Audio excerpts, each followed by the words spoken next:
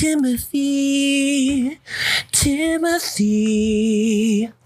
That's it. Ask me to sing another line from this entire thing. I simply could not do it. I think right after I watched it, I could have sung Pyramus and Thisbe.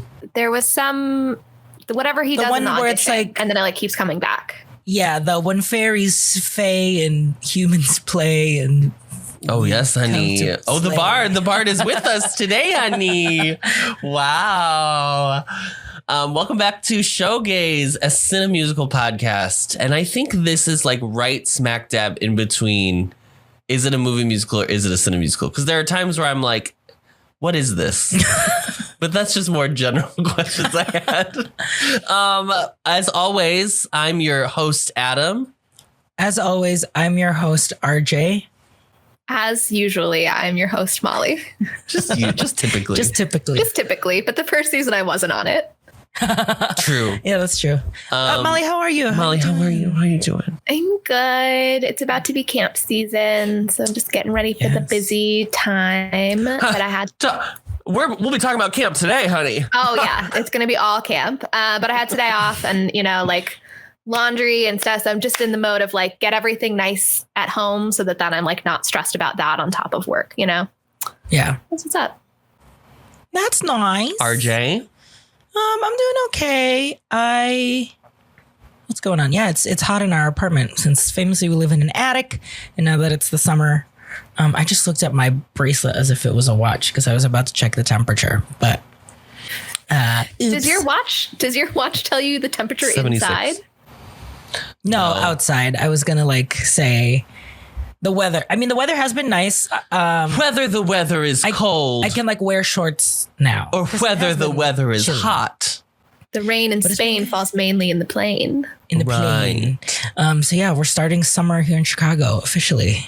Okay. So. Well, since I'll be the one to bring up, it's Pride. Happy Pride, everybody. Nobody else wants to say it on this podcast, I guess. Oh, they're all Target. Happening? Everybody I'm with is Target, apparently. They're all too scared to say Happy Pride. My God. Anyway, Happy Pride. San Diego does our Pride in July, so I'm sorry that I was not. Oh, do they really? Yeah. Mm-hmm. That's weird. It's a later parade here. So it's like when we were in Orlando and it was in September. Just because it was October. Because it's too damn hot. Yeah, so I think actually more places than I realized, because then Madison's was in August because there was a historic gay bar there that had an annual picnic for many years before there was kind of a nationalized coordinated pride movement. And so it was we'll keep it when the picnic was, basically, to acknowledge that. So I think there are more places than we maybe realize that have their celebrations in other months. Well, you know what? Let's celebrate in June, and then people have their own. Yeah. On another month, too. I think June is kind of a kickoff, though. I don't think I've heard of anywhere that does it earlier than June. Yeah. Well, because the gays are still sleeping and hibernating. Yes. We need the bears are still hibernating. Honey. So RJ. Oh, yeah. Molly. I always forget. Molly. Do we have any mails in the mailbag? What's in our bag? Did we get a letter?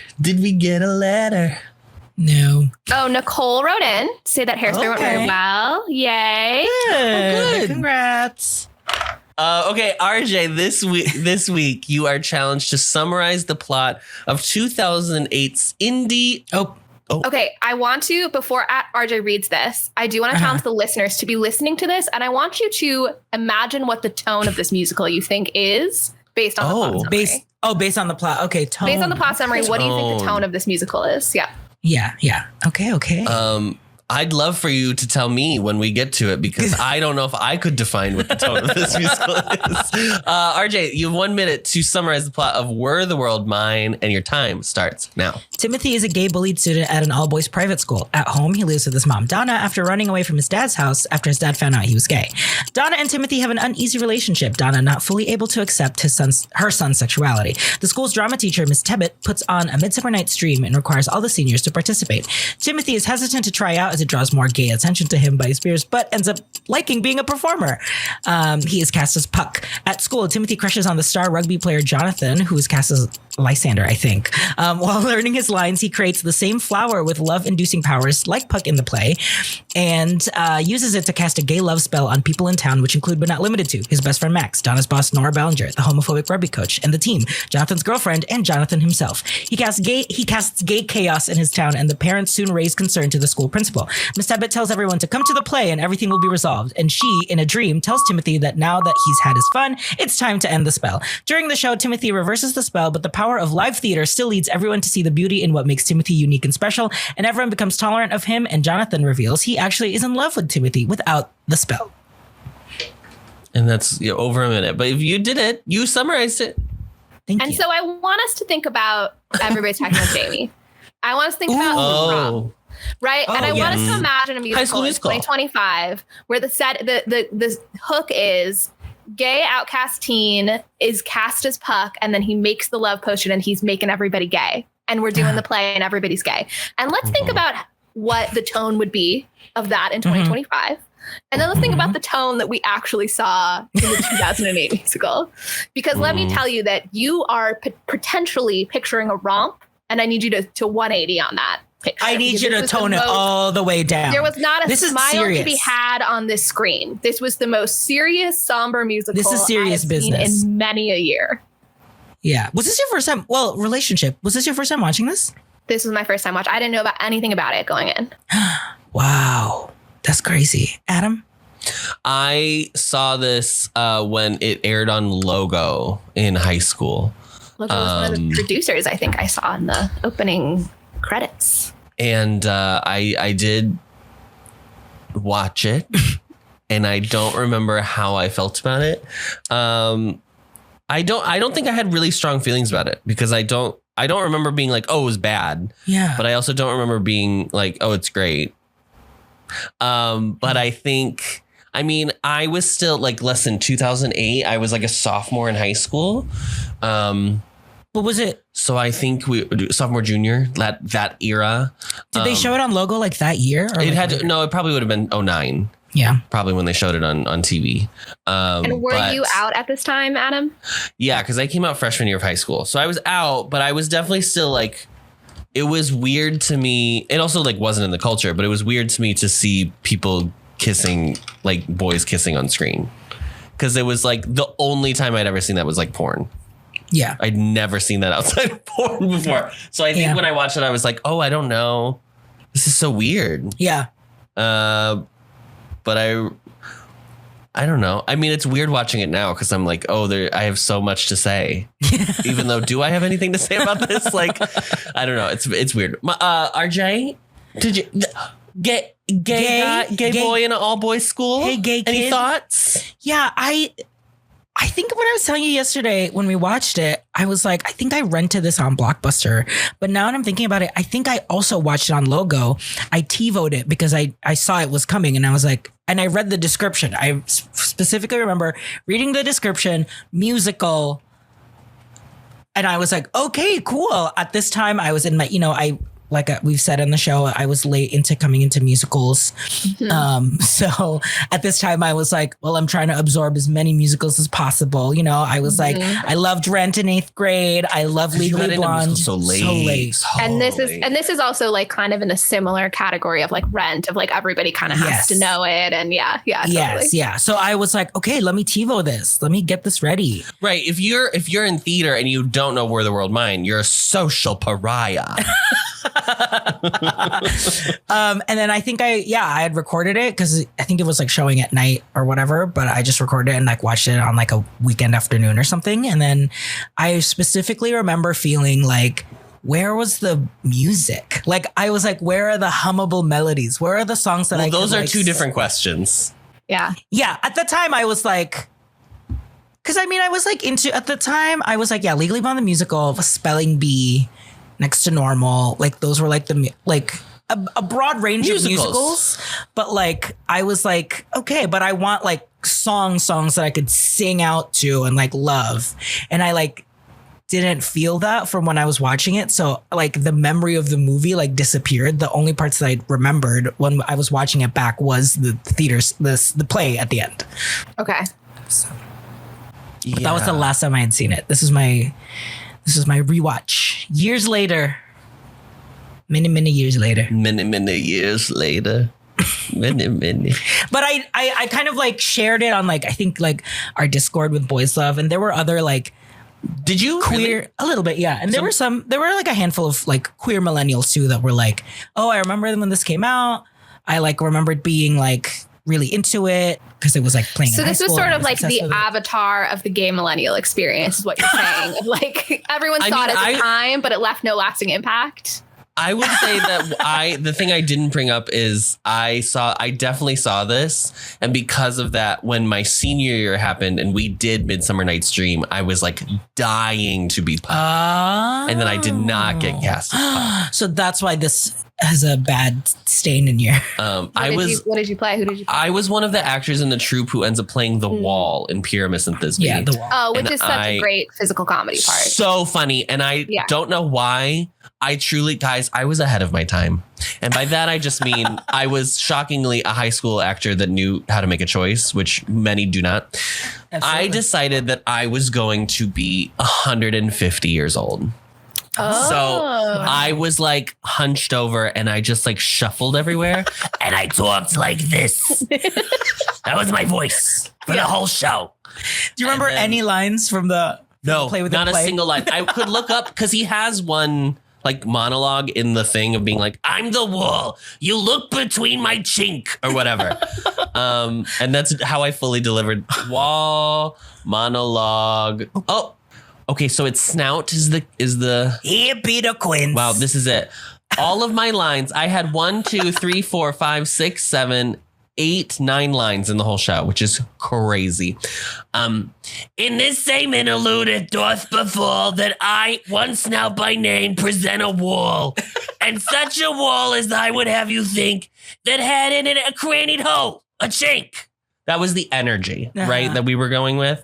It also was based on the old lady, the old spine lady who... Oh, from SpongeBob. From SpongeBob, who does not want to buy the chocolate. Mm-hmm.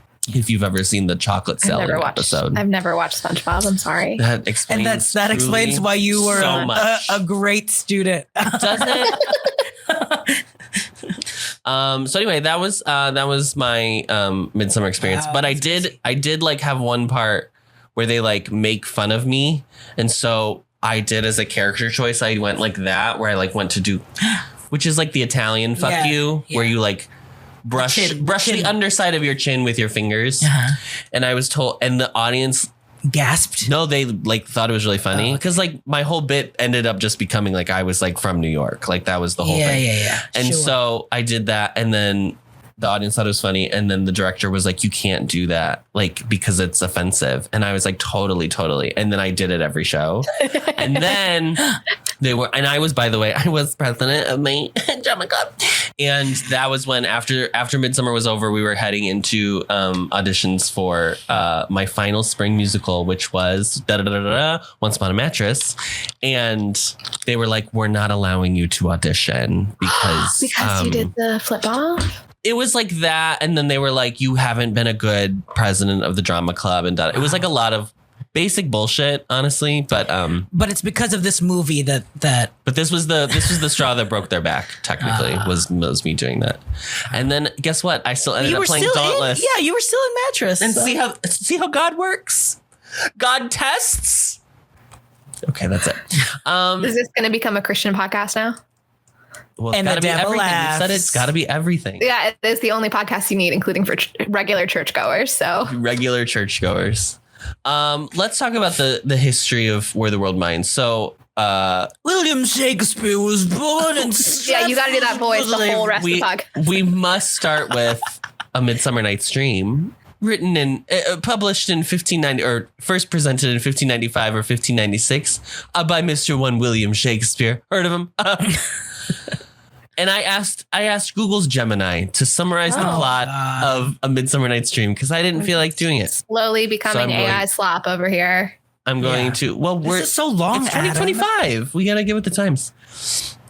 Stop me when you want to add or contribute anything to the summary, okay? Sure. A Midsummer Night's Dream by William Shakespeare is a whimsical comedy that intertwines the fates of 4 young lovers, a group of amateur actors, and a mischievous band of fairies in an Athenian forest. The play opens in Athens, where Duke Theseus is preparing to marry Hippolyta. Aegeus, an Athenian nobleman, brings his daughter Hermia. Oh, sure. It wasn't in the scene, so it didn't affect me. An Athenian nobleman brings his daughter Hermia before Theseus, demanding she marry Demetrius. Hermia, however, is in love with Lysander, and Lysander loves her back. Helena is deeply in love with Demetrius, but he scorns her. Faced with the choice of marrying Demetrius, becoming a nun, or death, Hermia and Lysander decide to elope into the forest. Helena, hoping to win Demetrius's favor, reveals their plan to him, and all 4 end up in the same enchanted wood. The infamous Midsummer Night's Dream wood. The forest. The forest. Shakespeare's forest. Yeah, Shakespeare's Meanwhile, forest, liminal space. a group of Athenian craftsmen, including the boisterous Bottom, are rehearsing a play to perform at Theseus's wedding. They also choose to practice in the same forest. Unbeknownst to the mortals, the forest is home to a feuding fairy king and queen, Oberon and Titania. Oberon is angry with Titania for refusing to give him a challenging boy. Changeling boy. I was like, hello? Changeling boy. To get revenge, he enlists the mischievous fairy Puck, also known as Robin Goodfellow. Girl, pick a name. Pick a name and pick a lane, bitch. To fetch a magical flower whose juice, when applied to sleeping eyelids, makes the person fall in love with the first creature they see upon waking. Oberon plans to use this on Titania. Puck, with his penchant for chaos, accidentally and deliberately. How can something be accidental and deliberate? Yeah, AI. No. Gemini. I do think too. I mean, it's been a while since I watched it, but I think that it's what's the name of the fairy king? Oberon. I think it's that Titania has kidnapped the changeling and he's trying to get her to give it back to the family that she stole the child from. I mean, this freak William Shakespeare is a sicko writing about all kinds of disgusting trash, so that doesn't surprise me.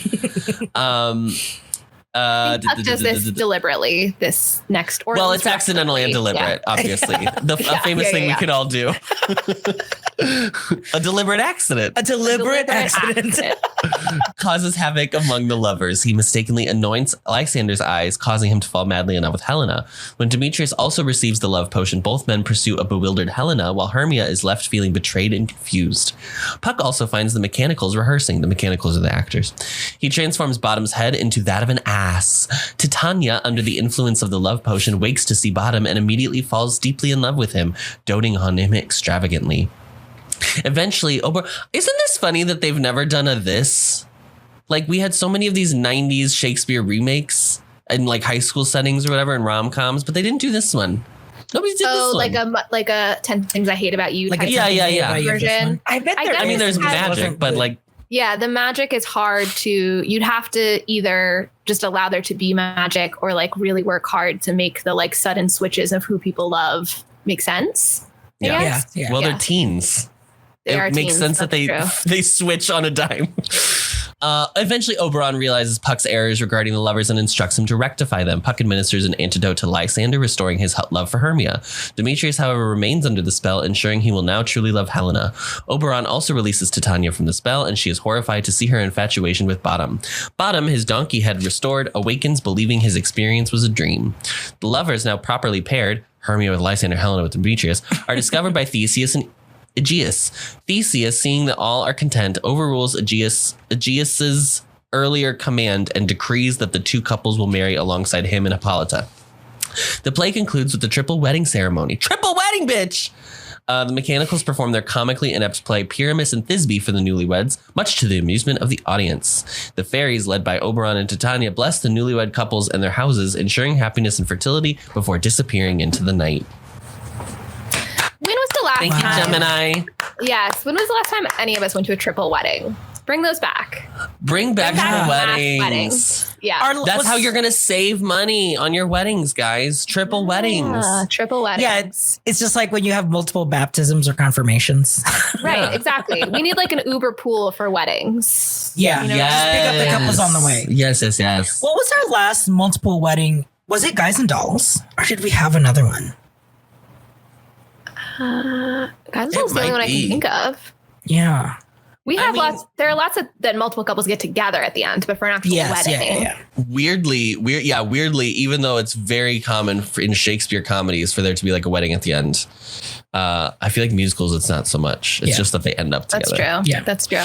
But the last like duo couple would have been Pajama Game. Right. That ended up together. Mm-hmm. We haven't done Seven Brides for Seven Brothers, but I'm guessing that one has a wedding at the end. Ends with seven weddings. A septuple wedding. A septuple wedding. Exactly. So that's the plot of Midsummer, in case it's been a while since you've been in junior year English class. So that's the original kind of blueprint of what we're going for here. Let's talk about Fairies from 2003, a short film directed by Tom Gustafson. Who directed this movie? Okay. And look at this. I have the trailer. Ooh. Okay, so does anybody notice any similarities between that and Were the World Mine? Same. It's the same. How long was the short movie? Do you know? Yeah. I don't know how long it is. Let me see if it's because this trailer is 2 minutes, and I'm like, I feel like short films are usually 5? So did we just watch half? Films are, I feel like usually like a half hour. It feels like they like made the short film as like the concept, and then like a producer, like a logo, came in and be like, let's make a full version of this version. And then they were like, what if it's just 20 minutes? What if we just 21 minutes. add a lot of air? Is what I think happened, because a 20-minute version of this sounds sick. I love that idea. Love that idea. And it's also such a short film concept where it's what if the town goes crazy? I actually went to one year when I was like in high school. Maybe I was in high school. I don't remember. I think it was in high school. Notre Dame had a like a student film festival.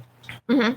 And my mom and I went, and one of the student films was like it was like a reverse world. So like everyone was gay and the one straight person was like ostracized or whatever. Yeah. And they were all like, oh, you don't like Broadway? Like it was like kind of it was like it's in its own way. It was still offensive. Yeah. It was like still stereotyping. But that energy of being like a 15-minute, little thought-provoking piece. Right. Right. Sure. A 10-minute play. Yeah, because I felt can I just get into some feeling like when we really got to like the real hijinks of the potion and like seeing more of this like pretend dream world, like that was where I got like excited to be watching this. And so there was a lot of stuff before we got to, I feel like and that magical, interesting stuff. Yeah. And that portion, I would say, is probably about the 21 minutes in between the movies. I would say they probably fleshed out his relationship with his mom. Yeah. Sure. That probably was fully added. And what a nuanced relationship that was. My God. I could write a book. And the relationship between like Max and Frankie, his two friends, I think was probably more drawn in this. To be clear, I don't think anyone is like a 3-dimensional character really, but that's something. But there was more time spent with the 1-dimensional characters. Yes, more time with these characters, but saying probably still like the same amount of dialogue. Yeah. So Were the World Mine 2000. I just brought it up because I think it's very important to note that Fairies, which is what this is obviously based on, was made in 2003. Okay. It's the exact same idea, but it's 2003. So 5 years later. Okay. Yeah. Okay. So directed by Tom Gustafson, and written by both Tom Gustafson and Corey James Krukenberg. It is produced by Tom and Corey and also Peter Sterling. It stars Tanner Cohen as Timothy, Wendy Roby as Ms. Tebbit. She also was in Fairies. I don't know if you noticed that was the same woman. Yes, I did. Judy McLean. She has a very distinct face. Judy McLean played Donna, the mom. Why don't I just make this bigger? Zelda Williams played Frankie, the friend. Jill Larson plays Nora Bellinger, the CEO of Nora Faye. CEO of Nora Faye Cosmetics. a Mary Kay. Homage. Sure. Ricky Goldman plays Max, who's his other friend. Nathaniel David Becker plays Jonathan. That's Jonathan with an O-N. Jonathan. Christian Stolt plays Coach Driscoll. And David Darlow plays Principal Dr. Bellinger. The cinematography is by Kira Kelly. It is edited by Jennifer Lilly. The songs are by Jessica Fogel, and the score is by Tim Sandusky. The production company is The Group Entertainment. It is distributed by Speak Productions. It was released on November 21st, 2008. Its running time is 95 minutes, and the box office return is 123,789, but it was only at 4 theaters max when it was out, so I don't know. Yeah. And I don't know. There's no budget. It's an indie movie, so they don't have to, you can't find that stuff as easily as something that's publicly traded, but yeah. Okay. I have no background on this. The Wikipedia article said this is based on fairies. Already talked about that. And the IMDb page has literally nothing submitted for trivia. So this is going to be quick today. Yeah. Here's some awards, though. I will bring this up from the film festival circuit. It won the Grand Jury Award for Outstanding U.S. Dramatic Feature at the Heineken Red Star. Heineken Red Star Award at Outfest 2008. It won the James Lyon Editing Award for Narrative Feature in 2008 at the Woodstock Film Festival.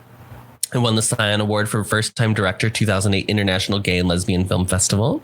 Best Music in a Narrative Feature Film and Best LGBT Feature Film at the 2008 Nashville Film Festival. It won the Director's Award at the 2008 Connecticut Gay and Lesbian Film Festival. It won the Jury Award for Best Overall Film at the 2008 Fort Worth Gay and Lesbian Film Festival. DFW. And it won the Adam Barron Rainbow Award for Best Narrative Feature at the 2008 Honolulu Rainbow Film Festival. And finally, the Jury Award for Best Feature Film at the 2008 Outflix Film Festival. Whew. The week of its being in the most amount of theaters, which was, I think, like the 5th week into its run, is when I pulled the box office information.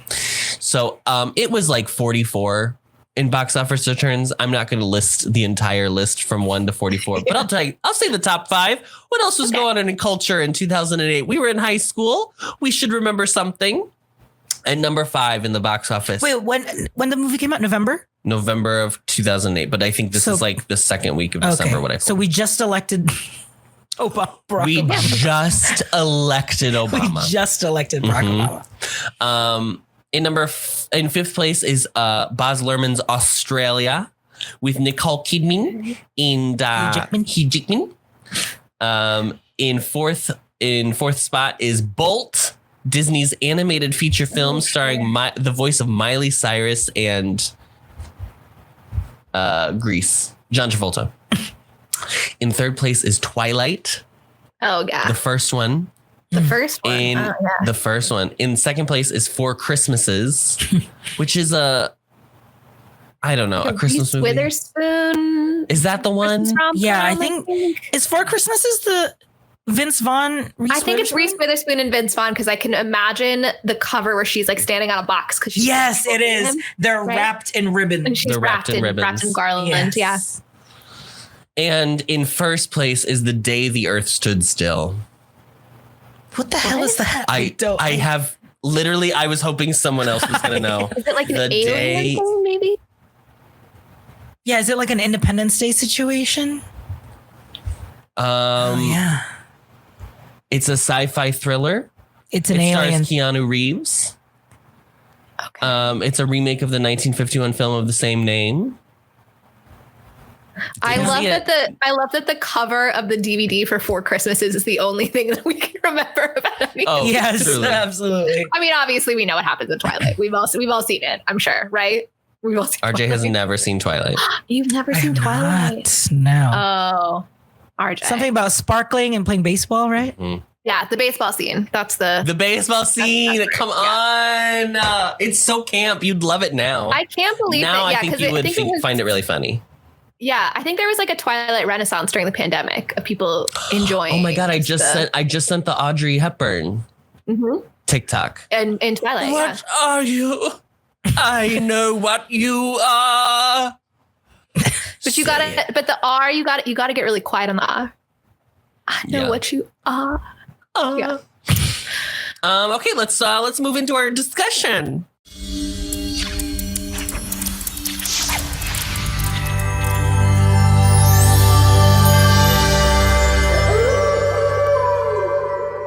I think you hate gay people. Happy Pride. We're goofing on this movie, but I think that there's a lot of good ideas here. Correct. I think there's a lot of fun, potential creative ideas. Mm-hmm. The movie is so somber that it's really hard to, I think when a piece of media asks you to take it so seriously, it's really hard not to be really critical of it because you're like, well, I'm not having fun, so this has to be good, basically. And it just doesn't, as Adam said, the characters are very simple. I feel like you spend a long time before you're like, where is this going though with this whole plot? And look, like it remains difficult to be out in high school, right? And even more so in 2008. But and also like maybe we're going into an era, unfortunately, where like this is going to be even more relevant of this sort of homophobia. But like it doesn't have to be so serious the whole time, I think is the hard part. Yeah. Yeah. It's tough because like in our previous Pride films, like I keep going like the prom, yeah. 2 weeks ago. Like I keep going back to like Priscilla. Like there is a sense of like it can be kind of there's like a human spirit of like you want to keep trying, but there's I think like the early gay like queer like 2000s especially.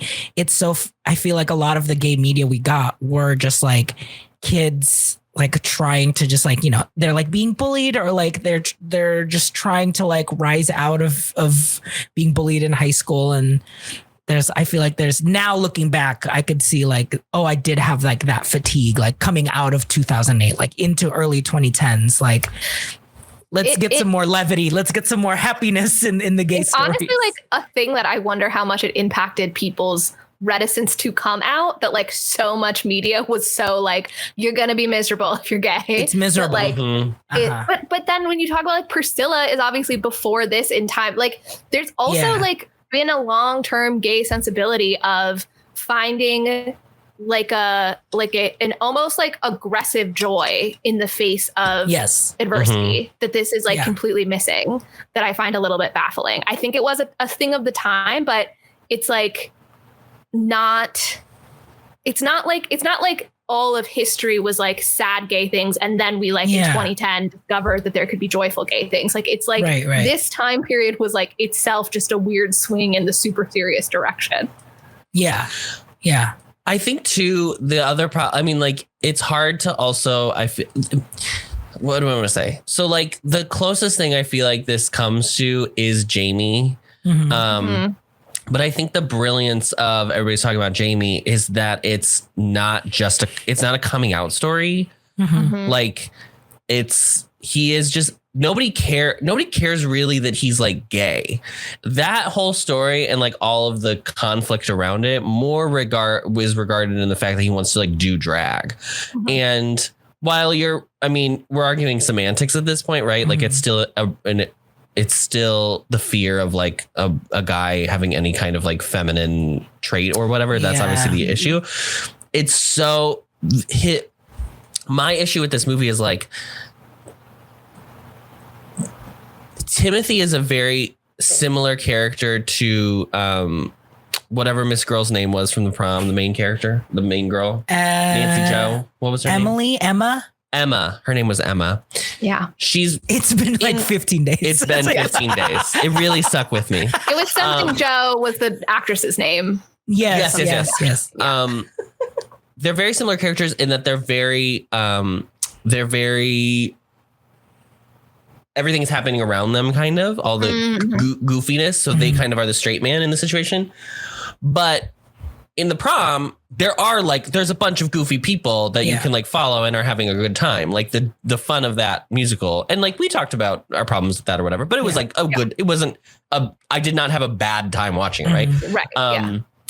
This one, there are shenanigans, but I would not say that anyone is like fun or funny or like I like the English teacher. I think she's a character, but I also maybe having a good time a little bit. But she's also like exactly the stereotype. Yeah.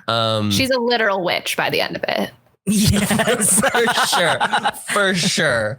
So I feel like that was like my biggest issue is I was like, there's just no one that I'm like, because like Jamie, he has such a big fun personality that it's like fun to follow him through that show, even when it's hard, right? Like his joy in the face of that adversity is what's fun.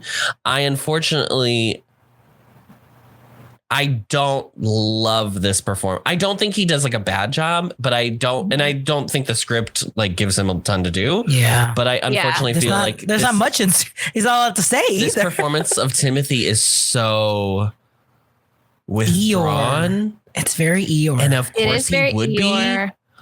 But and he's like so mad when he goes around the town and turns everybody gay. He's like so mad about it that it's like frustrating that it's the most interesting thing that's happened. And he's deriving no even like evil joy from it would have been. More It's very strange because Puck is such his whole instigator of chaos. Yes. And it's so weird because he revels in it. Puck is, It's weird because I almost feel like they should have more neatly done a 1-to-1 for different characters from Midsummer so that it would like just graft your characters in this just onto those. Like it's fun. Nobody's gonna be mad. Like it's fine. And I feel like it would have been an easier kind of like follow through, but then like everyone turns gay. I don't know. It's such a weird. I can't explain how weird this is. It's really weird. Yeah, it's very weird. I think the magic element of it is so interesting. I would like watching it at the time, like I was interested by it because like I was like a big Charmed, Buffy, Supernatural person. So I was like, oh, this is like interesting to see like spells and whatever, blah, blah, blah. But like, I think media that use those, I feel like there is an innately like, there's a fun in it. There's a joy in it. And like, they really don't, there's no joy even in the like turning people gay and like excitement in it. Like, it's just so delivered, like straight face. I'm like, I will say the one moment that I did find fun, and I don't know how intentional this was by the filmmakers, was when there was a point where Timothy had turned a lot of people gay and he was hanging out with Rugby Guy and he's having like a lovely romantic time of like my crush finally reciprocates and this is really love when they're like cuddling in the forest. And then it cuts to his mom and his friend locking themselves in the house because they're being so aggressively pursued by the women who've had the love potion that they're like in a zombie movie. And I did enjoy the but they like mirrored it with everyone because it was like first it was the mom with Nora Faye out in the banging the windows, and then it was Nora Faye it's Nora Faye goes home and she locks out her husband, Dr. Bellinger. Yeah. And then and then it's Dr. Bellinger who locks out the coat. But like, which again is like it sounds so fun, and the movie's having no fun with this concept. No, but this portion is scored so like sorrowfully. The problem, what really is such a bummer too is like because it's such a serious topic. Like it is like the word fag is thrown around, like just tossed around in this movie, and I understand that that's actually the point, Adam. Yeah. But this scene at the like town fair, whatever's going on this evening, should be the scene of like fun. I'm having a good time watching the shenanigans unravel. Yeah, and it never gets to that point where it's quiet. It's like quiet, and then crowd everyone doesn't look at them. The guys start like fighting immediately, and I'm like, I don't know. Like the girlfriend of the jock comes in and immediately is like, "There's the fag," and I was like, "Oh my god!" Like it's like. I understand that like we're very at a different place in 2025 with that word than we were in 2008, but like it's jarring. It's very jarring. Yeah. Yeah. Look, sorry, I said the word, by the way, in case I'm trying to. I'm trying to find some like silver linings because this is going to be boring if it's just us hating on it. I did like Miss T. I liked her performance a lot. I think there's like a fun element with the the it's almost like she was more of the Puck character of like enabling the magic, you know? Yes. So she was fun. And then we get to this like parent meeting where she like literally casts a spell on people to get them to not be upset and come to the play, which I was like, the most fantastical part of this is how full the auditorium is for this high school performance of Midsummer Night's Dream. I know, literally. The most fantastical part is this set is crazy. This tree, this cherry blossom tree is incredible. So good. I also did, I'm going to guess I'm the most contemporary musical theater fan musically of the three of us. Mm-hmm. And so while the songs didn't like stay with me long term, I did like the music, you know, like I wish that there were some fun songs sprinkled in there, but I thought it was like sonically pleasant to listen to the music. Yeah, they were pretty, but I think they just needed, I wanted it to be punchier. I felt like they needed just more variety in what the song, it started to feel like all the songs were the same song. The only song that really stands apart is Pyramus and Thisbe, which is like the rock song at the end of the play. Mm-hmm. That one's fun. I did like that she was like, this is so fucked or whatever, blah, blah, blah. And then Miss T was like, you're going to need to like, you know, sing the song. And then she like smiles. It's like, oh, all is forgiven because I get to perform my band in the show. By moonshine did these lovers think no scorn, met attitude to woo by pale moonlight. This grisly beast which lie in hide by name, the trusty Thisbe coming first by night. Did scare away or rather did affright. If we offend we got goodwill, if we are crude our measures plain, our true intent is your delight. It's merry, tragical and brief. Oh, Those are I also thought it was Happy Pride. talking about borderline offensive. Also, when he turned, so here's another positive: the scene where he turns everybody gay during the performance, and then they're like just making out on stage, and the rugby coach comes in and is like, "What is happening?" That's But I was like, I felt borderline offended by the part where then later we see them like going to rugby practice and they're like dancing around and stuff. And I was like, so would they like, I feel like they would keep their personalities, but just be in love with their friend and they wouldn't become more flamboyant as a result. I was confused about the mechanics of the spell because I was like, did the spell actually turn people gay? Let's get into the spell mechanics. That's what we're here to discuss today. The alchemy, let's say, of the squirting flower that he created. Yeah, it did seem I was like a little confused for a while too, because so the first person he subjects to the potion is Max, his friend, which is, he does not want Max to fall in love with him. And then we like see a scene where he's trying, it seems to me, to like find the potion recipe again to like figure out an antidote because he wants to like release Max from this and he can't find it. And then then when the English teacher was like, oh, dude, you got to turn everybody back. I was kind of thinking like, oh, he wants to, he just like literally doesn't know how. Yeah. But then he just does at the end. So I was like a little confused by the Honestly, my biggest complaint about this entire movie is this fucking wig that he has to wear in the end of the show. In this play. This silver anime wig is a crime. I love that this is not related to what I said, Adam. I'm so glad that you brought up the wig, Molly. I just pictured the scene where she's like, hey, you have to turn them back. And then I thought about that wig. This wig should whoever... It's like so crazy because the costumes are supposed to be like interesting and like hip or current or whatever. They're just supposed to be like designed basically. Yeah. But then they choose this like anime wig and I've never wanted to set fire to a piece of plastic more in my life. Like I wanted to burn a hole in the ozone layer because of it. It's criminally offensive. Somebody needs to be put in prison for this wig. So hold on. Let me think about. Hold on, because I do not think this is like bad. So I don't want people to be like, wow, they just didn't like it. But I have to sit and I have to think about like. So now first of all, the reason I brought up now we're going to be silent for the next 5 minutes. So I think this is a piece that is a time capsule. And I think it is important. I think it's fine for pieces to exist in the time in which they are. And they are not, they do not talk to every iteration of time, whatever. time immemorial. So this is a piece that was developed in 2003.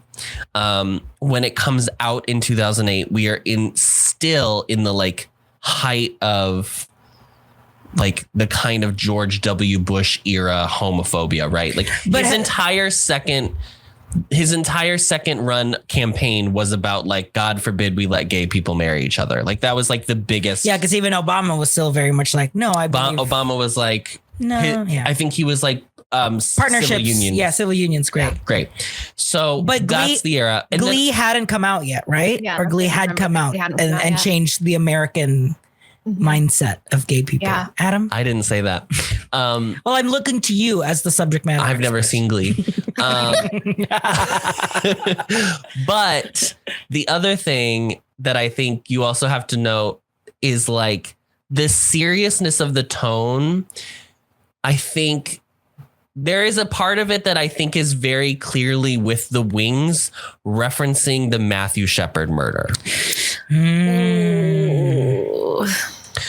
How it's like the big white wing. Because when the people came to the and blocked the protesters, they wore those like huge white sheet wings. Yeah. And I think because the white wings, now that I've seen the trailer for the original and it's the same exact kind of design. And obviously they don't look the same as to what the blocking protesters wore. It's very different. But like, because Puck is not a fairy in the way that you would like put wings, that most productions do not put wings on Puck. Yeah. Because that's not kind of the fairy world that we're talking about. Yeah. So it's interesting that I always was just like, oh, they're just like showing off that he's a fairy. And of course the joke is it's fairy, gay. He uses a pansy, right? Like there's a lot of jokes there, and his mom, who's so angry at the notion that he's gay, chooses to make a joke about it. There's a woman who she's trying to sell cosmetics to who invites her to Bible study. So we have all the clues we need about how this woman will react. And she chooses to make a joke about her son being a fairy. And I was like, ma'am, you're so mad at your son because she says in a scene she also has to come out of the closet every day. And I was like, this is entirely optional. I know. No one has forced you to disclose this information. Like, be aware of your surroundings and make logical choices based on them. Yeah, we had to be like, does she actually, what is this weird relationship? It is the weirdest. It is the most, you cannot track this relationship if you But then I told Adam, I was like, well, isn't that the gay experience to have gay men have complicated relationships with their mother? We're introduced to her because she's so mad that he got a black eye at school that she like throws the dishes on the ground. Yes. Says like, this was an accident too. So she like thinks that he's getting like voluntarily into fights. Yes. Yeah. And there's nothing that would indicate that he would be the kind of person to do that. Or that he's him being gay is making the only thing that later I think is the reference is that she says to Nora, she says that he just started at the school this year. So I don't know if by that we're supposed to believe like he was kicked out of his last school. Like, I don't know if that's where the anger is coming from. There's nothing that he gives that he's violent or angry at all. I mean, he's brooding, but he's not like having outbursts or. He does instigate a fight after like he gets the word fag written on his locker. Yeah, that's true. Oh, in the rugby field? On the rugby field. Yeah. Okay, maybe. It's pretty subtle if that's what they were trying to tell us. I think that's the only thing that makes sense. Yeah. I don't think it's done well, but I think it's the only thing that like would logically follow. Or because she does ask him why he's gay. Maybe she's just mad that he's getting beat up for being gay because she thinks he's choosing to be gay. I don't know. Yeah. Well, I do think there is that level, but it's so strange because like there's so much that is like subtext of this relationship because there's also a level of like they were kicked out. Like he got kicked out by his dad, but then his mom also chose to leave, but she's like regretting living with it. Like, I think they've been separated and then he left. He ran away from his dad and then chose to live with his mom. Okay. Oh, but she talks about how she's like, I miss the life we had with your dad. I think it's because, or did the dad just leave when he came out? No, because she says he kicks him. He kicked him out. It doesn't like I don't understand because like I think some of it you're supposed to also understand that like she blames Timothy for their marriage. The dissolution of their marriage. Yeah, that seems to be an undercurrent. But it also, but then I was like, but if he kicked him out, she's with him, like they're together. I don't think they were together anymore. She chose her son. Like you chose your son. Like there's that energy. I'm not saying she shouldn't choose her son, by the way, but I'm like, it doesn't track then to like be like, well, I did choose you, but I'm like pissed that I chose you. Yeah. It's like, because you were that upset about it, you wouldn't have chosen him. And she like brings up like, it's, how hard it is to get you into the school, blah, blah, blah. I have to work these jobs, da, da, da, da, da. But it's like, she doesn't ask for any of these. Well, and also it's like implied that she can't keep a job. Like he's like, did you finally get a job or whatever? Yeah. And that's how she got this like Mary Kay job. Right. MLM's ahead of its time with the MLM contest. Really? It's not a job, but okay. I don't think this is how Mary Kay works. I don't think people go door to door. Maybe they did and I just don't remember. No, I thought it was Avon. Avon was door to door. I think Avon is also like that. But no, I think both Mary Kay and Avon were like kind of original MLMs. Now, I think that it's also much more possible to like actually make a decent amount of money off of them. Yeah. Yes. Does that make sense? They're not the modern Get that ones pink. Statistically, you're almost guaranteed to only lose money on it. Yeah. Get that pink car. I feel like we started this discussion in like a very different place, and I don't remember what topic originally got us to where. Well, I was just trying to find what I like about it. Okay. I think we were talking about something about the Shakespeare element, and then we got sidetracked by Glee, and then it was about his relationship with his mother. I do think obviously it's important to have a broad spectrum of queer films, right? And like for every campy romp, there is a brooding, self-reflective type of story. But I think like this movie reminded me a lot of Dead Poet Society, actually. Because of like the boarding school and like, kind of opening up and accepting like literature and like letting that kind of like give you a bigger scope. Is one of the characters gay in that, or like implied to be gay? I think it's implied. The one that kills Dr. himself, Wilson. I think. Yeah. I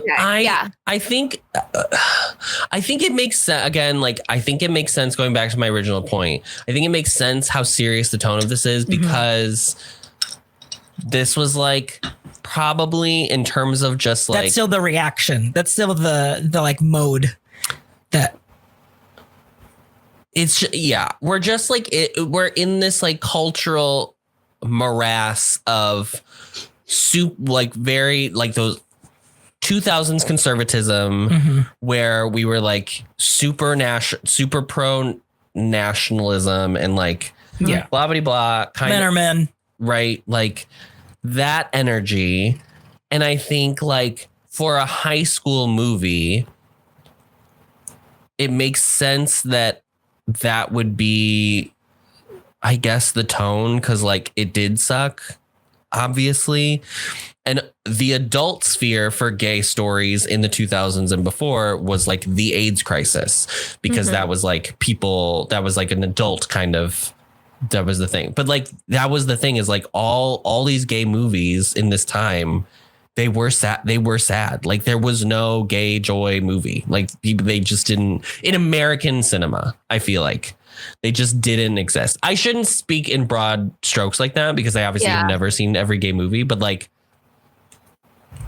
that was the energy that it was giving. This is post Brokeback Mountain.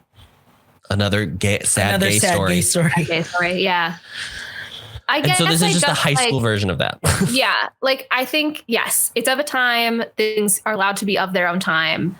Yeah. I don't feel watching it now like the seriousness accomplishes anything that like couldn't happen with some joy. Also, I think is why it feels frustrating. Whereas Brokeback Mountain, I'm not watching it being like, why isn't this more fun? Like I understand what I'm trying to do. Yeah. And it has the same problem that we've actually talked about before, where like if you don't define your antagonists well enough and their positions well enough, they just become like a kind of, it's a thing you can easily be like, well, it's so cartoonishly evil that of course no one is really like this, right? Like the reaction of the woman who won't even buy Mary Kay because she referenced that her son was gay is like, I mean, like, do I believe this happens in the real world? Fully, right? I am a gay person. I believe it. But on the other hand, it's so bad that it's like, okay, well, why did, and there's no, it's weird because it's not a coming out story. Like he's already out. Like everybody knows he's gay. That's actually kind of the weirdest part of the entire film. Yeah. And yet there's no explanation of like why he came out. Like you would almost be like, well, why did you come out? Like, was he forced out? Was there something that happened? But it doesn't get into that either. He's just like out and it's not going well. Yeah, it's received poorly by everyone in his life. So you are left wondering like what made him think that it made him do it safe to come out. Yeah. Right. That's why I think the reason why he probably got kicked out or left was that his dad discovered it and like was forced in a situation where he had to be like, oh, maybe like almost, I mean, it felt like how she discovered like Max under the spell, like trying to come onto him, like something like that. Maybe. That scene is also crazy though, because she clearly doesn't like that he's gay, but then like she doesn't freak out. Like she just like leaves the room and is like, oh my gosh, because she catches like Max like shirtless with him in the closet. So what do you expect her to do? Well, this is what I don't understand. It goes back to the whole thing of like, I don't understand the relationship at all because she's like, they try to make her both like a caring, concerned mother and also like one of the antagonists. And I think it probably would have just been a smarter decision to make her put her on his side. Right. Like it's them against the world together. And I think it would have been the joke about the lack of nuance in the relationship. I think it would have been more interesting if she was supportive, but she still had moments. So like the moment where she's like, why are you gay? Like if she was like his cheerleader, but she like was still had this like questioning and questioning about it. I think that would be a much more interesting relationship to see. Yeah. Yeah. Or like she didn't want it to be public. Like that could be an interesting. Why do you have to tell people? Why do you have to? Right. You know, I don't care. You can be it at home or whatever. Like it's fine at home. But like, yeah. That was the one thing about the Max scene, right? When he gets in the spell, the way they act of being in the like spell is so sensual. It's like, and then I think it plays a little bit more comedic later when it's like, oh, it's clearly like the bullies that get turned into it. So there's like a little bit more of fun into it. But like Max is so sensual in this that to me, it was like, oh, the vibe just got really like, logo, queer movies at night, queer as folk, like. Well, and also like it makes you really uncomfortable about the consent of the situation, I feel like, because it becomes physical so fast for the characters that you're like, in a way where if it was just them like complimenting each other, in love, kind of start, like I think it would feel more fun. Again, obviously the movie wasn't going for fun. I understand that. But like it's a little bit weird to like go immediately to this like extremely physical place with the affection. Yeah. Well, it's like it's the thing that like they do well in She's the Man, which is the 12th Night reimagining, which is like just falling in love with someone and then them being like, but like it there's no physical kind of act upon it. It's just like this oh, I'm in love with this person, I can't like get them out of my head. But that's the comedy that like Shakespeare's doing, right? Like and it's obviously Shakespeare's so language based, and so to move it from a language based act into a physical act and like have it just go straight to sexual is like I get the point, is like we're trying to discuss sexuality, and that's literally what this is, right? Like I get it, I got it, but it's also I'm not even necessarily concerned with like the consent necessarily, because it's all potion, like it's all kind of I get the point, but but I just wish like it could have just been like going for a kiss. Like it's the fact that it like goes he takes off his shirt. He goes past first base like immediately. Right. Yeah. And it's too bad that they didn't lean more into the language part, because that was one of the more fun elements too, is that a lot of the characters that had the potion were then speaking in like Shakespearean kind of verse to the person that they were in love with. And I feel like you could have even more with that.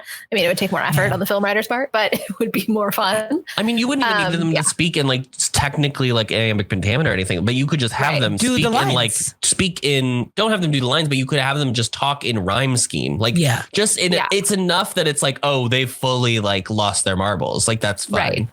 Right.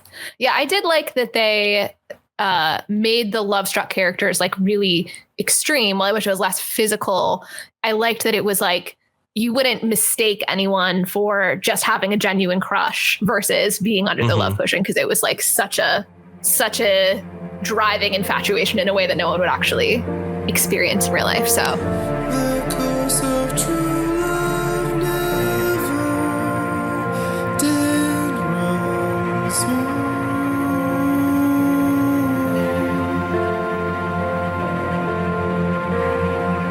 The course of true love never did run smooth.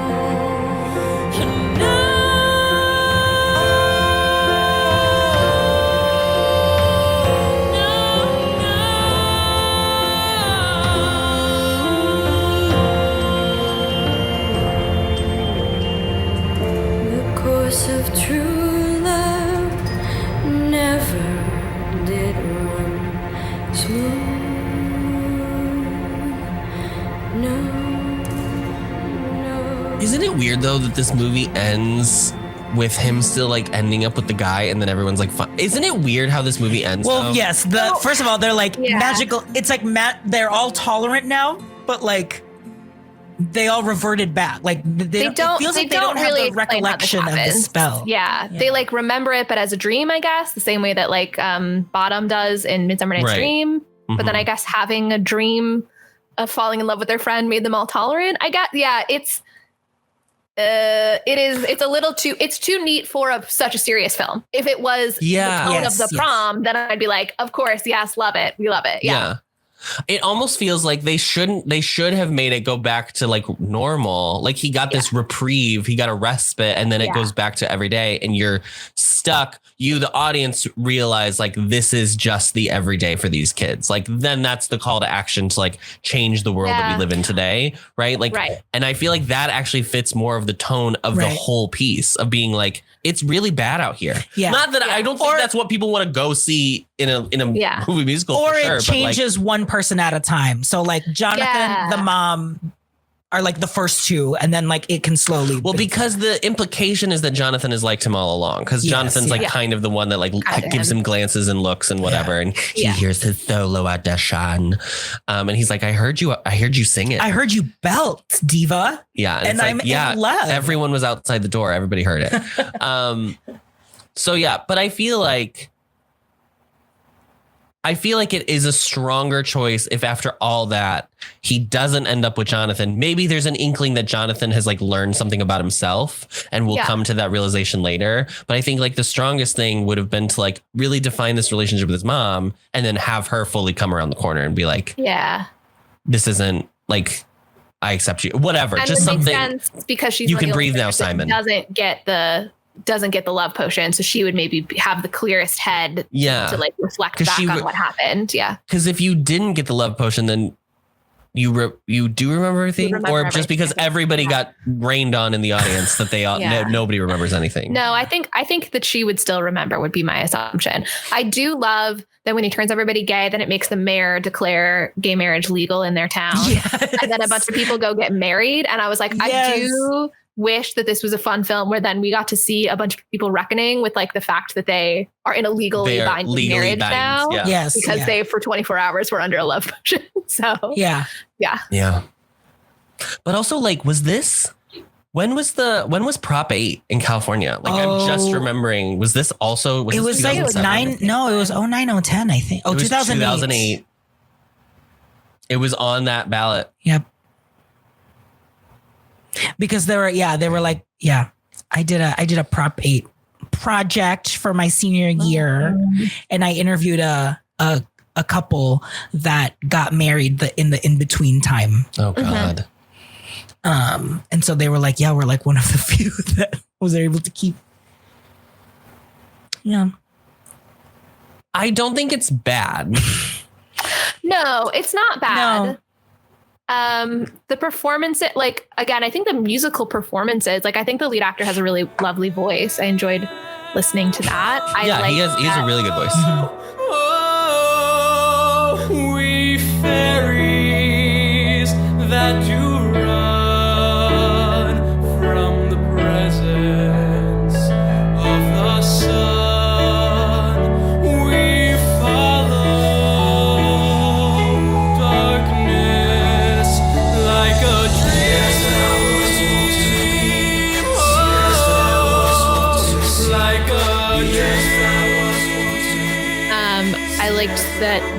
I liked that like, well, the costuming was very 2008. Like it did have like a point of view to it, right? I liked when it got into more of like a magical realm, because we know that I love a musical number that is not set in the reality of the space. Right. But I won't watch it again. No. It very much, it is an indie movie, and it feels like an indie movie, and in its own way, there's its own charm in watching an indie movie. Yeah. Being like, this is this person's full creative vision. The indiness of it doesn't feel like it's there weren't times where I was like distracted by it or like felt like that was the deterring thing. It really, to me, felt like pacing and like what it's trying to like. Yes. Yeah. But I bet the short goes off. I bet the short is nice. And I would say everyone try to find this short, and I bet try to find the very short. I definitely think this is a great example of like, it's very hard to film musical numbers. Yeah. Because none of these are filmed well, I have to say. They're even like when they have the rugby players dance in some sequences, like it's shot so close that you barely see like the dancing that's happening. It's the strange. I can't even explain how they shot it because it doesn't really make sense. It's not a full wide of their whole body. Yeah. It would be like just their torso. The bicycling. I think also maybe what makes it kind of a bummer is that it feels like a lot of these things are close to being executed well. Like the idea of having them dance is good, but they like don't capture it quite right. It's almost like watching a film or something. I'm not trying to say anything bad about this director, but like it's that feeling when you watch a student film where you're like, this person has something good up there that's going to develop in like 5 years into something great. But like right now it's a little clumsy. Yeah. Yeah. It didn't seem like he pursued anything after, which makes me think like maybe he was like the director? Yeah. Oh, he's done some other stuff. Because it feels like this. He's like, I was able to. It feels like to me like he was able to kind of convey what he wanted with the short, and then with this full film. He's done a few things since. So he directed a movie called Mariachi Gringo, which is about a white mariachi guy. That was 2012. In 2017, he directed a movie called Hello Again, which is it's an off-Broadway musical that he made the movie musical of. Oh, okay. And then in 2023, he directed something called Glitter and Doom, which is a fantastical romance told with tunes of the trailblazing Indigo Girls, but it's two gay guys. So sorry, Sapphics, but we took your precious Indigo Girls. And apparently it stars Ming-Na Wen. Wow. And Missy Pyle. And Tig Notaro. And Peppermint. Okay. And Beth Malone, the prom. Well, add it to the list. Add it to the list, honey. Tom Gustafson will be back. Anybody else have any final thoughts, or should we move on? No, let's move on. The one thing I wish Alex was, I wish he was just a lesbian, or like was like Frankie. Frankie, yes, yeah. There was something just like very coded about it, but then it was like, I'm heteroflexible. But then like there was a weird thing of like, what did you do to my boyfriend? Like I was also unclear about that relationship, and I don't know. Well, I think RJ, she might be bi. But the word didn't. That wasn't really as acceptable. No, Adam hadn't created it yet. Adam hadn't created it yet. He was confused. Yeah. I was very confused by that too, because I couldn't tell if they were actually dating or they weren't actually dating. Yeah. It seemed like they weren't dating, and then she was mad about him stealing her boyfriend, and that's why I was so confused. It was like I thought it was like one of those two best friends who've been along for a long time, but they can't admit it.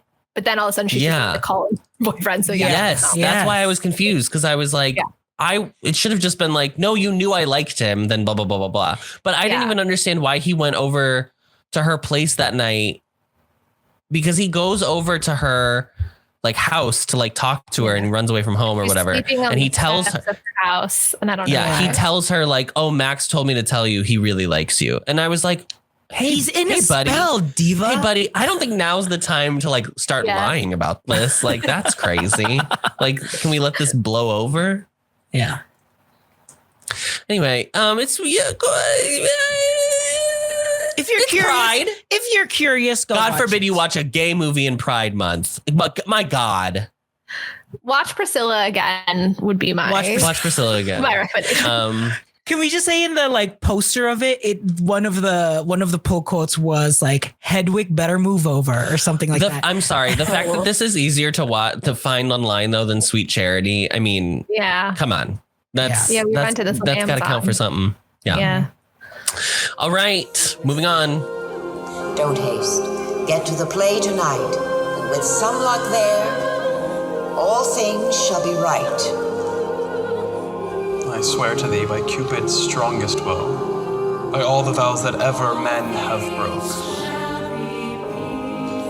I'll be there.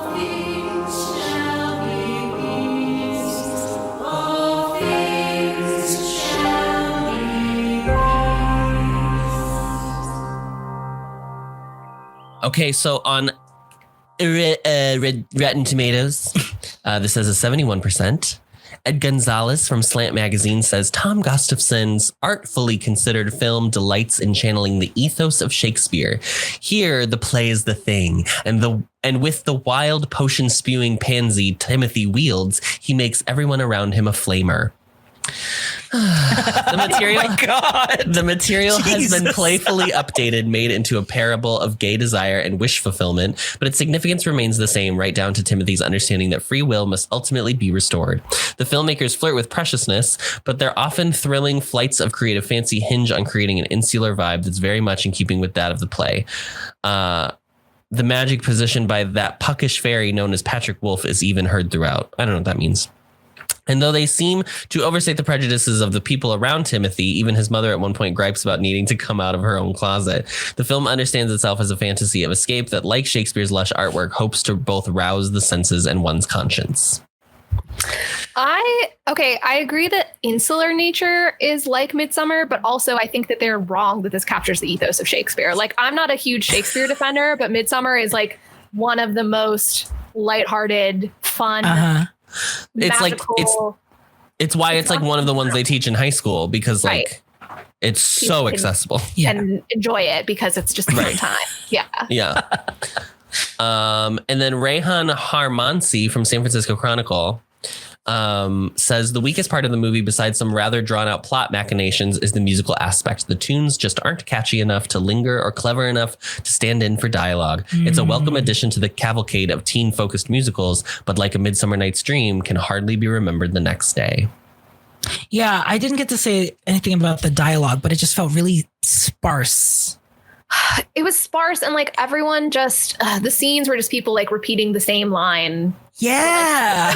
over and over. It's like, this scene is about how Max won't say that he likes Frankie, and it's Max being like, oh, maybe one day I'll kiss you, and Frankie's like, I wonder if you ever will, and then Max is like, you'll see, one day that'll happen, and Frankie's like, I wish Max was my boyfriend. And it's just like, Yes, like, over and not over again. forward with any of Yeah. Yes. Yeah. Yeah. But on Letterboxd, this has 3.1 stars out of 5. I have some quotes here. Drew Burnett Gregory gave it 3.5 stars and says, "Let the heteroflexible Avril Lavigne girl kiss girls!" Exclamation point. I wrote that. Caroline gave it 3. It would have been fun because I do think she was coded as bi for her to like realize that through Yes, the affection yeah. she got from the Love Potion. Yeah, it's actually weird. I feel like that they bring up that she's heteroflexible and then she should just Doesn't get to have some sound fun in relevant at this. Yeah, Yeah. yeah.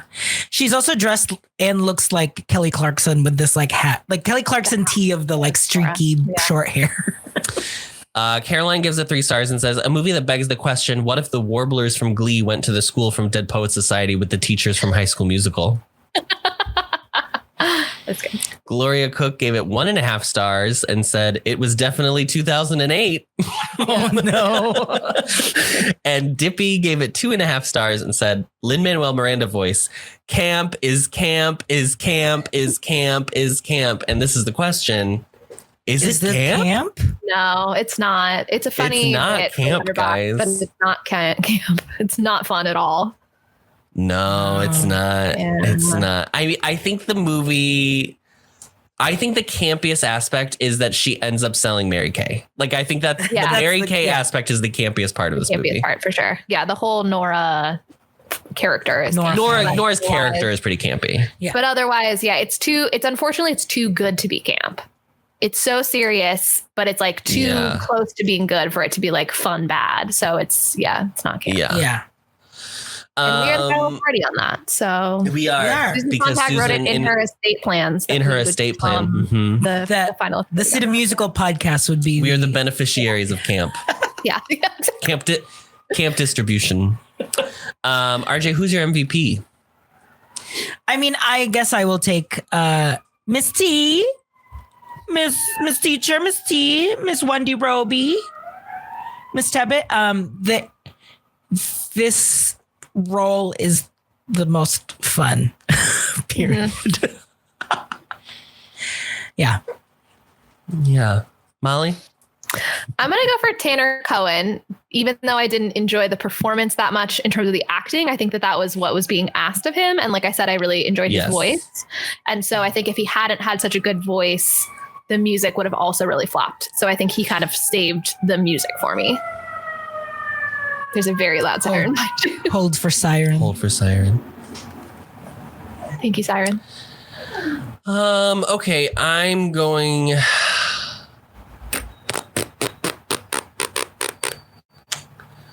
You know what? I'm going to give it to Tom Gustafson because at the end of the day, it is a feat to be able to create the vision you want to create. Yeah, totally. And obviously he felt strongly enough about this that he made a short and then made it into a feature-length film. Like still believed in his concept. Yeah. Yeah. And there's the Pride Police coming for us because we didn't like this movie. You can't say anything bad about gay stuff during June. You should have known that, and they're going to arrest you. Yeah, they're coming. That's why we said we're Target. So while I don't know if it totally worked for me, I do know just by reading reviews from Letterboxd that there are a lot of people that this does work for and feel very strongly about it and have great fondness for this. And so, and even on the comments on the trailer that we watched earlier, like there's people being like, Fairies is so good. And then he came back and made Where the World.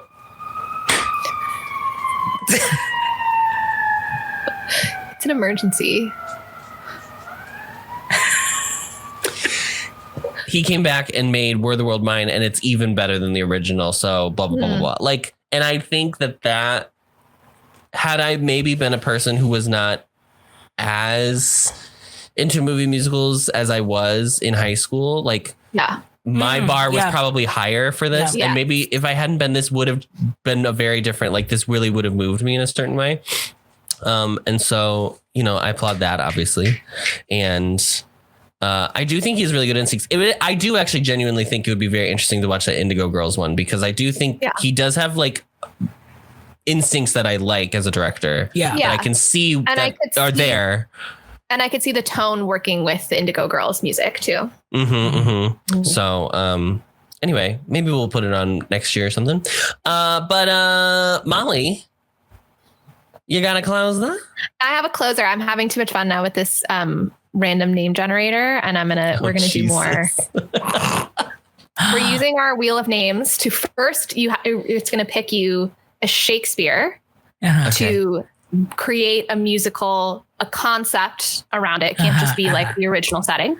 And then we're going to generate you a musical genre, a musical genre that has to go with it. And that's how you're going to determine your concept. So can you read just so people know what our options are? Do you want to read what we're choosing from, or what the spinner will choose from?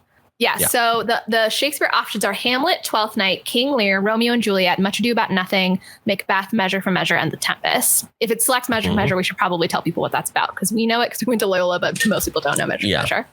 The options for the musical theater musical genres are contemporary musical theater, meaning I'm talking Dear Evan Hansen, I'm talking Songs for a New World, that kind of contemporary musical theater, hip hop musical, a la Hamilton, Golden Age musical, Rodgers and Hammerstein, rock musical, operetta, concept musical, so like Company, and mega musical, like Les Mis.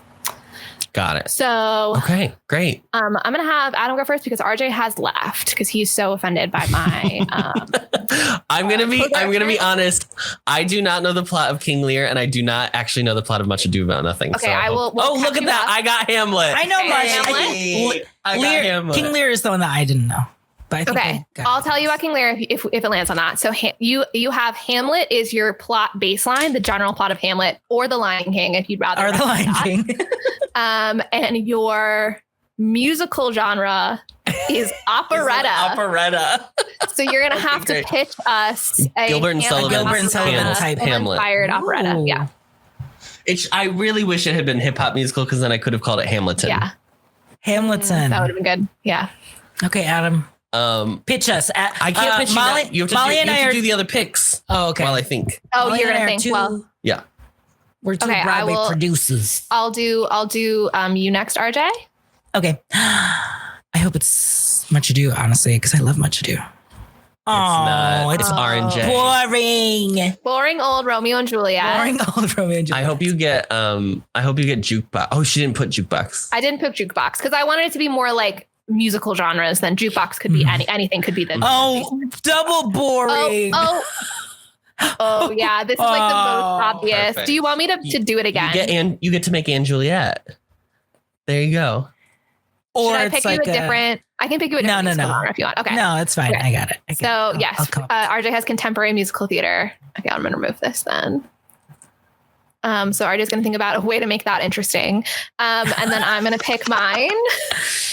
I hope you get measure for measure for measure. Please, please, please. Oh, well, there you go. Oh, is it no. Okay, I got Much Much Ado. Ado. Very fun, very fun. Fun, yeah. And my musical genre is Let's go make a musical. Come on. Oh, wow. middle aged. Okay, yeah, that one's also like a little bit of an obvious. I feel like, but I'll think about it. Okay. All right, Adam. boys. Adam. So what am I? I'm just trying to figure out what my plot is. What am I doing? Yeah, the concept. Like, when are you setting it? How are we putting Hamlet together And with what did I get? Operetta, right? Okay. operetta? What was yours? What was your show? Hamlet. Oh, Hamlet. Hamlet.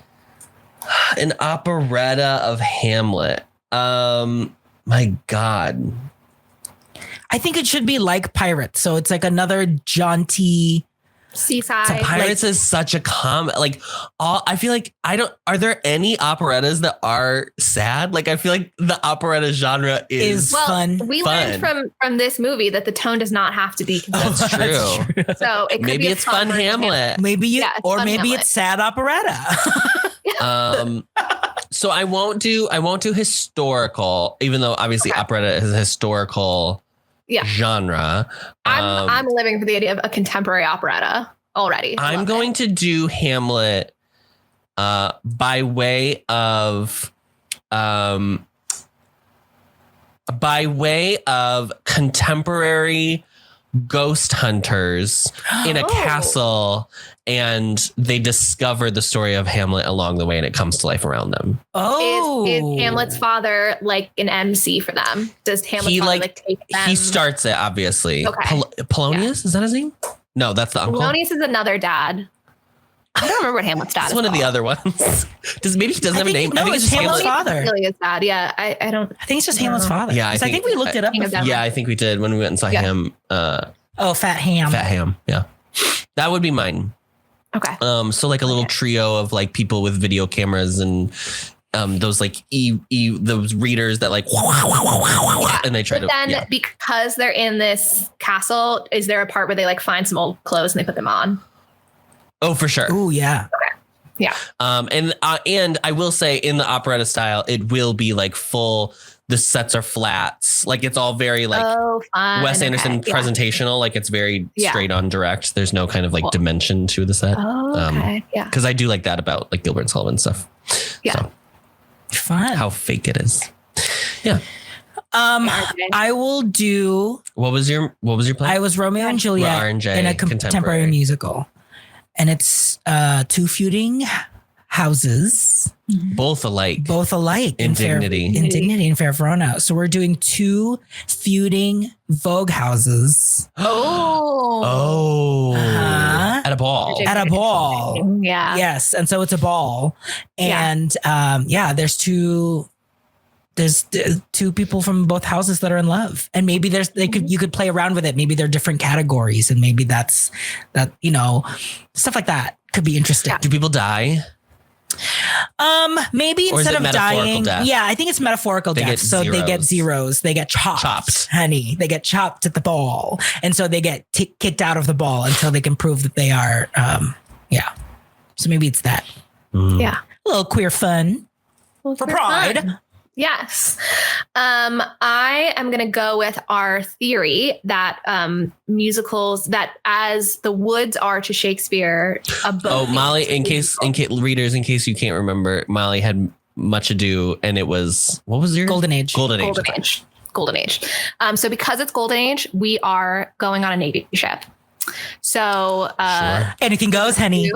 Yes. It's an anything goes type situation. In Much Ado, they've just returned from war.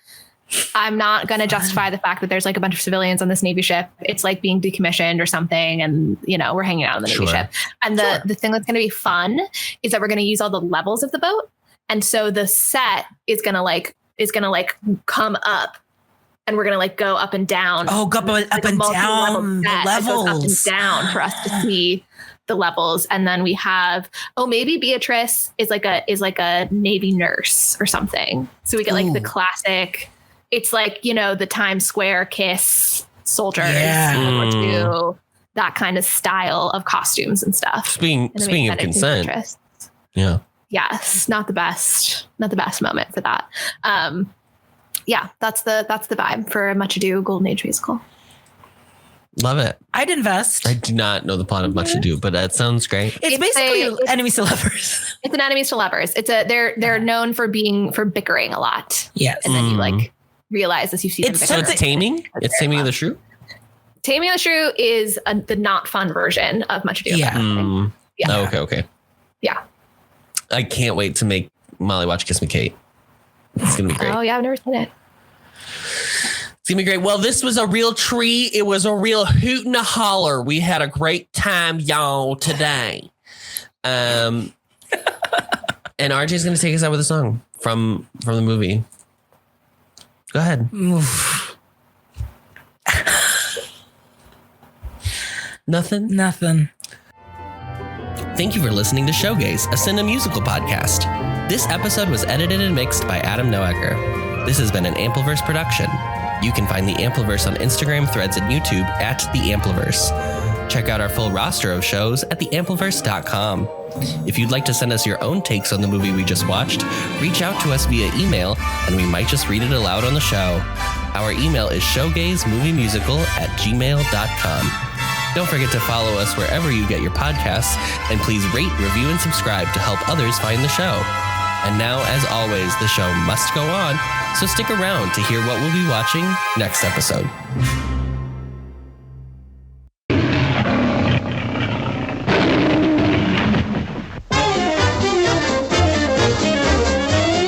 Everybody loves my baby, but my baby don't love nobody but me. Nobody but me. Yes, everybody wants my baby, but my baby don't want nobody but me. That's plain to see. I am his sweet patootie, and he is my loving man. Knows how to do his duty, loves me like no other can. Everybody loves my baby, but my baby don't love nobody but me.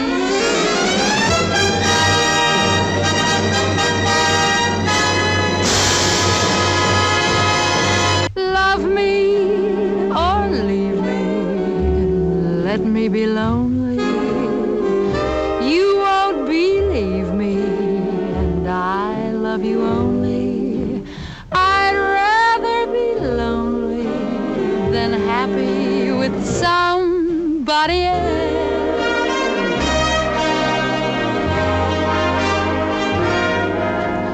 From 10 cents a dance to a place in the spotlight, the fabulous story of Ruth Etting, a determined girl reaching for fame and fortune, singing her way into the hearts of a nation. From the mob-ruled days of Chicago's lurid past to the glitter of the Ziegfeld Folly. Proving that there's a way to chase your cares away. If you would lose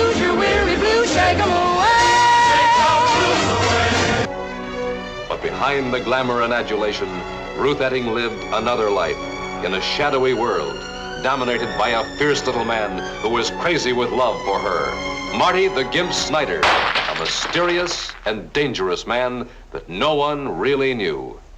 Whoever I am, kiddo, I'm what makes you tick. And don't you ever forget that. Then let me help you. I'll get you to the right people. I'll work with you, and they'll want you. Don't worry. They won't have to be strong-armed or blackmailed or shoved around. They'll want you because you're good. Oh, try it, Ruth. Try it that way. You got what you wanted. I brought you this far. I did, nobody else. But that don't count, not with you. A high-class dame like you. Love Me or Leave Me is the picture you will talk about. A new entertainment sensation that critics and preview audiences have acclaimed, the musical that is more than a musical because it is a drama about real people. James Cagney, with his aggressive characterization of Marty the Gimp, renews the hard-hitting, smashing sort of portrayal that first brought him fame. This is his best. The dramatic perfection of Doris Day's performance is an unforgettable treat. Her singing, sensational, as she thrills you with the songs that will forever belong to Ruth Etting.